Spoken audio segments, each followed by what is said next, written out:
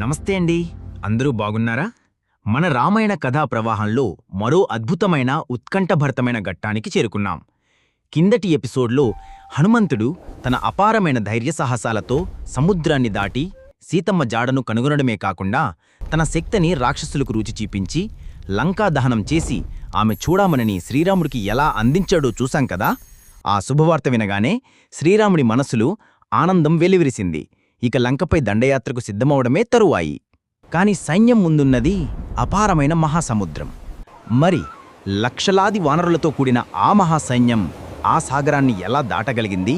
నలుని వరం, రామనామ మహిమలు వెనుక ఉన్న అసలైన కథ ఏమిటి? అహంకారి రావణుణ్ణి విడిచిపెట్టి ధర్మాన్ని ఆశ్రయించిన విభీషణుడు శ్రీరాముడిని ఎలా కలిశాడు అనే అత్యంత ఆసక్తికరమైన అద్భుతమైన ఘట్టమే ఈరోజు మన ఎపిసోడ్. మరి ఆలస్యం చేయకుండా కథలోకి వెళ్ళిపోదామా? వెళ్లే ముందు అందరూ ఒక్కసారి ఈ ఛానల్ను సబ్స్క్రైబ్ చేసి పక్కనే ఉన్న బెల్ సింబల్ను నొక్కండి. హనుమంతుడు తిరిగి వచ్చి సీతమ్మ జాడ చెప్పగానే వానర సైన్యం ఆనందంతో ఉప్పొంగిపోయింది. లంకపై దండయాత్రకు సిద్ధమై శ్రీరాముడు, లక్ష్మణుడు, సుగ్రీవుడు, ఇతర ముఖ్య వానర సేనాధిపతులతో సముద్ర తీరానికి చేరుకున్నారు. కాని అంతులేని ఆ సాగరం దాటడం అసాధ్యంగా తోచింది. శ్రీరాముడు మొదట శాంతంగా సముద్రుణ్ణి ప్రార్థించాడు. 3 రోజుల పాటు ఏమీ తినకుండా కేవలం సముద్రుడి కోసం నిరీక్షించాడు. కాని సాగరుడు కరుణించలేదు. దీంతో శ్రీరాముడి సహనం నశించింది. తన ధనుస్సును ఎక్కుపెట్టి సముద్రాన్ని ఎండగట్టడానికి బ్రహ్మాస్త్రాన్ని సంధించడానికి సిద్ధమయ్యాడు. ఆ అస్త్రం శక్తికి భయపడిన సాగరుడు ఒక్కసారిగా ఉప్పొంగి శ్రీరాముడి ముందు ప్రత్యక్షమయ్యాడు. రామా, నీ కోపం న్యాయమే, కాని నేను నా ధర్మాన్ని పాటించాలి. నన్ను ఎండగట్టడం అసాధ్యం అని వేడుకున్నాడు. అప్పుడు సముద్రుడు శ్రీరాముడికి ఒక ఉపాయం చెప్పాడు. నీ సేనలో నలుడు అనే వానరుడున్నాడు. అతను తన తండ్రి విశ్వకర్మ వరం వల్ల తాను తాకిన వస్తువులు నీటిపై తేలేలా శక్తిని పొందాడు. వంతెన నిర్మాణానికి అతడే సరైన వ్యక్తి అని చెప్పాడు. సముద్రుని సలహాతో శ్రీరాముడు నలుడుని సేతు నిర్మాణానికి నాయకుడిగా నియమించాడు. ఆ అద్భుతమైన వరం గురించి తెలుసుకున్న వానరులు అత్యంత ఉత్సాహంతో పెద్ద పెద్ద బండరాళ్లను, పర్వతాలను తీసుకురావడం మొదలుపెట్టారు. ఈ సమయంలోనే వానరులు తమ భక్తిని చాటుకున్నారు. తమ ప్రభువైన శ్రీరాముడిపై ఉన్న అపారమైన నమ్మకంతో ప్రతి రాయిపై కూడా రామ అని రాసి నీటిలో వేశారు. ఆ రాళ్లు నలుని వరం వల్ల ఒకవైపు, రామనామ మహిమ వల్ల మరోవైపు నీటిపై మునగకుండా తేలియాడుతూ ఒకదానిపై ఒకటి నిలిచాయి.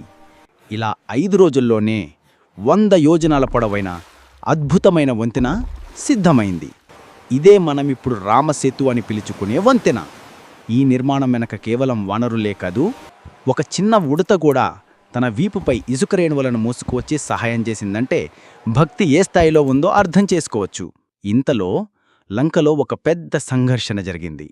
శ్రీరాముడితో పోరాడి గెలవడం అసాధ్యమని, సీతమ్మను తిరిగి ఇచ్చేయమని పదే పదే హితవు పలికాడు రావణుడికి తమ్ముడైన విభీషణుడు. కాని అహంకారంతో కళ్ళు మూసుకుపోయిన రావణుడు కోపంతో ఊగిపోయి విభీషణుడిని అవమానించి రాజ్యసభ నుండి వెళ్లగొట్టాడు. ధర్మం వైపు నిలబడాలని నిశ్చయించుకున్న విభీషణుడు తన 4 మంత్రులతో కలిసి శ్రీరాముడిని శరణు వేడుకోవడానికి వచ్చాడు.